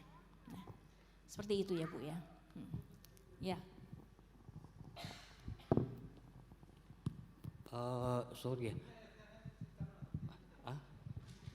Enggak, kalau ada yang lain. Bu, saya mau tambahkan dengan ibu yang tadi ya. Kan kalau beda ribut sama suami istri ya kan, kan firman Tuhan dia bilang, udah tunduk aja sama suami. Kalau bisa beda pendapat apa, kuncinya satu, tunduk suami pasti aman. Mungkin nggak mau tunduk sama suami kan gitu. Jangan Cuma Tuhan diartikan bahwa tunduk itu artinya tidak ada komunikasi, tidak ada pertumbuhan. Atau menjadikan suami itu sebagai otoriter, bukan seperti itu. Tunduk di sini itu tidak dalam arti seperti itu, ya kan? Ini persepsi Bapak. Ya, enggak dalam arti seperti itu ya, tapi kita menghormati dia. Jadi misalnya gini, kalau misalnya ada konflik seperti itu gitu ya, kalau suami istri ini tunduk kepada suami, dia akan diem dalam situasi seperti itu, dan dia tidak akan mempermalukan suami di hadapan anak-anak, ya kan? Tapi ini kan masalah beda persepsi ini kan mesti dijembatani, karena kita tumbuh bersama, ya kan? Nanti setelah suami itu tenang, bicara baik-baik. Ya kan, kita punya pikiran apa kita sampaikan, dan cara kita ngomong itu kan bisa dipelajari, ya kan. Salah satu cara yang pas itu adalah pakai kalimat yang dimulai dengan kata aku atau saya, ya. Aku takut kalau kamu ngomong kayak gitu. Itu biasanya suami akan turun. Setelah tenang loh ini ya, kalau dia lagi angop-angop gitu ya jangan gitu ya. Lain bilangnya, kamu itu kalau ngomong kayak gitu akan dirasanya apa? Menyerang, kamu menyerang aku. Suami pasti akan jadi makin membentengi diri dan akan makin marah ya. Sorry Pak, tunduk itu bukan dalam arti kita itu benar-benar udah kayak kacung gitu ya, suami ini raja, enggak kayak gitu ya. Tapi kita menghormati dia sebagai kepala keluarga. Dan jangan lupa suami istri ini mesti tumbuh bareng. Keluarga yang baik itu tumbuh bareng, ya. Seperti itu. Oke? Ya silakan Bu. Salam Bu, saya hari ini mau bertanya tentang tenang. Kan itu relasi tidak aman, padahal kita merasa tenang ya, padahal posisi relasi lagi tidak aman, menghindari konflik dan balas komunikasi.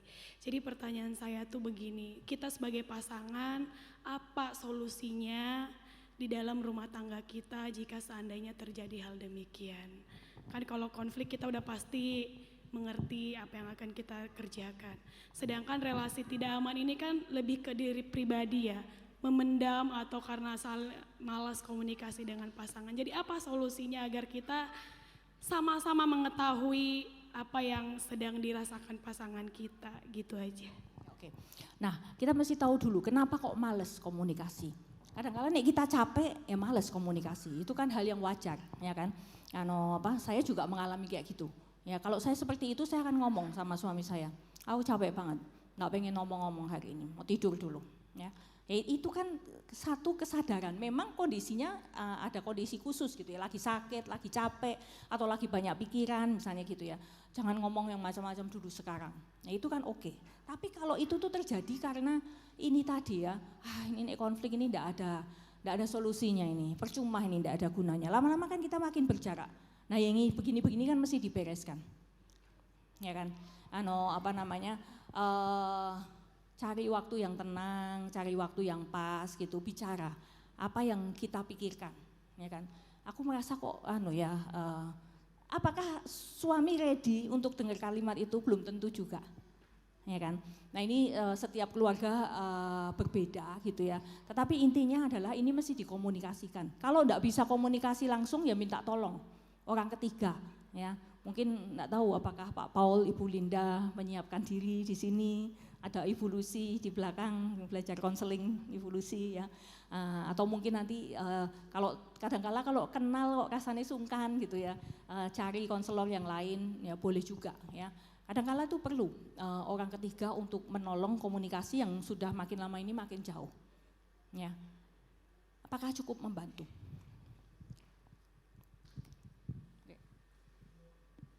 Baik, pertanyaan terakhir kalau ada.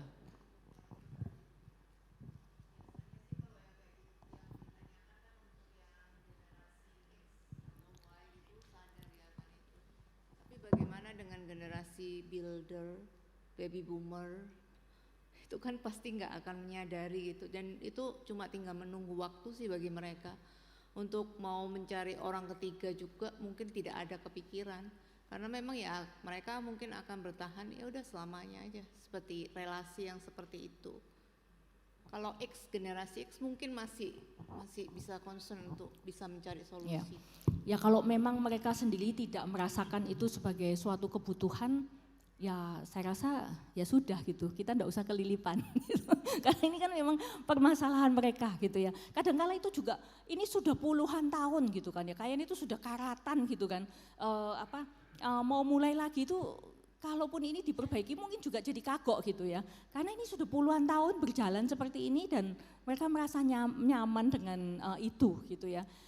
Prinsipnya adalah kalau memang orang yang mengalami itu tidak merasa butuh pertolongan, ya sudah biarkan saja gitu ya. Saya sih pakai prinsipnya Tuhan Yesus gitu ya. Kalau orang itu nggak merasa sakit gitu ya, ya dia nggak akan butuh dokter gitu. Hanya orang sakit yang butuh dokter gitu kan ya. Jadi kalau mereka sendiri merasa baik-baik saja, ya sudah gitu. Kecuali misalnya ada yang dengerin satu seminar gitu ya, terus merasa oh ya kok keluargaku kayak gini, minta tolong misalnya kayak gitu. Nah itu mungkin kita bisa memberikan pertolongan. Tapi memang sudah semakin lama, ya itu akan makin sulit. Itu yang prinsip umumnya seperti itu ya. Oke, cukup. Satu lagi ya. Satu lagi. Ini mau mimpin doa juga.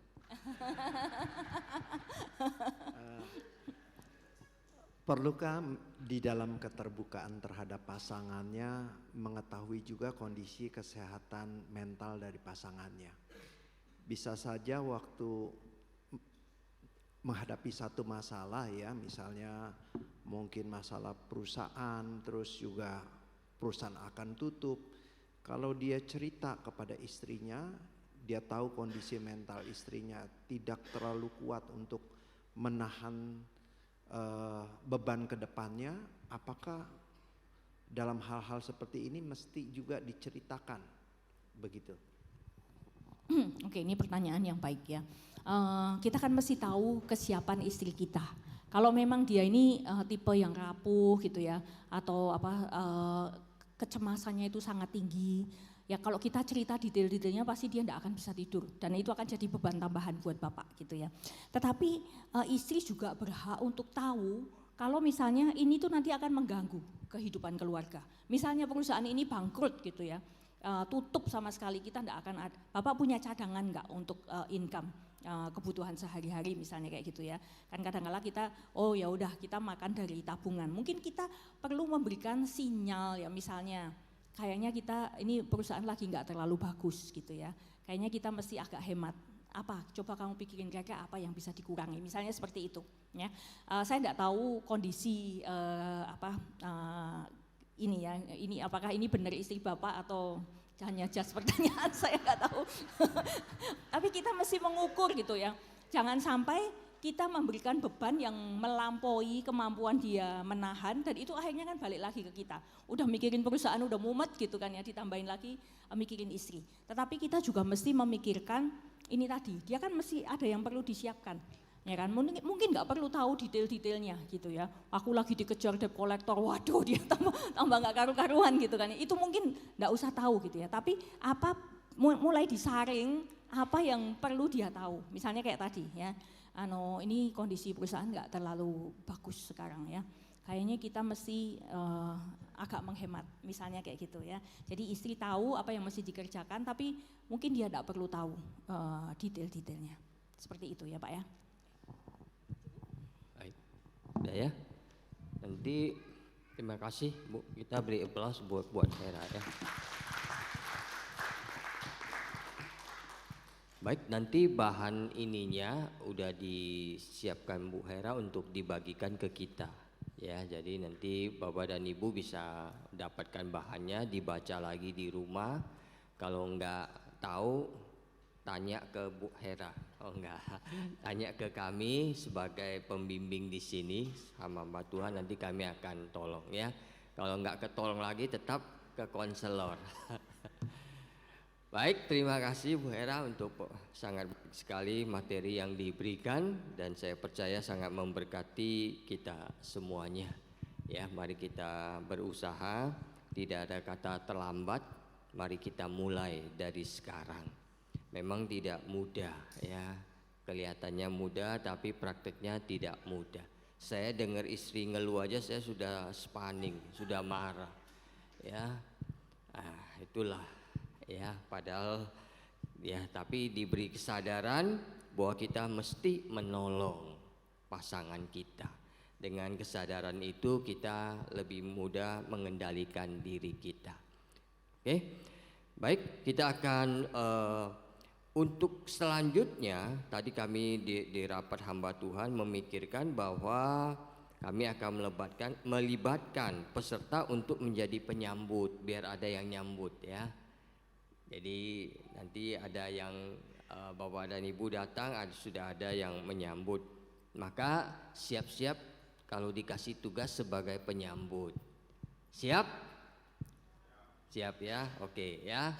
Jadi saya akan minta bantuannya untuk menjadi penyambut. Kemudian kita setiap kali ada pembinaan keluarga Faith at Home ini, mohon kita bisa mengajak teman untuk hadir ya. Teman ini boleh juga mengajak orang yang di luar gereja kita. Ya, mungkin tetangga, sekalipun mungkin dia bukan Kristen, tidak apa-apa juga, biar dia juga bisa terbantu di dalam membangun keluarganya. Kita jadi berkat buat mereka ya. Dan bulan September nanti acara kita itu nonton bareng ya, nonton asik, mantap ya. Judulnya Ayah, mengapa aku titik-titik ya. Judulnya tidak dikasih tahu, namanya nonton bareng ya. Nanti kalau enggak nonton sendiri di rumah, nonton bareng, nonton asik pokoknya. Ya, kita siapin, nanti setelah itu kita akan diskusikan dari film itu apa yang bisa kita pelajari, ya kita terapkan di dalam keluarga kita. Ya. Ini variasi daripada pembinaan keluarga kita. Ada waktunya untuk nonton bareng. Oke. Baik, itu saja untuk pengumuman kita. Kita akan bersama-sama mengakhiri acara kita malam hari ini. Saya minta Pendeta Rusdi memimpin kita di dalam doa. Mari kita masuk dalam doa. Bapa di dalam kerajaan surga, kami bersyukur Engkau sudah menyertai dan memimpin hamba-Mu Ibu Herawati yang sudah menyampaikan kebenaran firman Tuhan dan prinsip-prinsip bagaimana kami boleh memberikan dukungan maksimal kepada pasangan kami. Demikian juga pasangan kami boleh memberikan dukungan kepada setiap kami sehingga kehidupan keluarga setiap kami boleh menjadi semakin indah dan semakin memuliakan nama Tuhan, dan kami menemukan sukacita di dalamnya. Sebelum kami berpisah ya Tuhan, kiranya berkat-Mu boleh menyertai kami semua. Kiranya kasih daripada Allah Bapa, kasih daripada Tuhan Yesus, penyertaan dan pimpinan dari Allah Roh Kudus terus menyertai kehidupan keluarga-Mu, sehingga melalui kehidupan keluarga-Mu nama Tuhan boleh senantiasa dipermuliakan dari hari ini sampai seterusnya. Amin.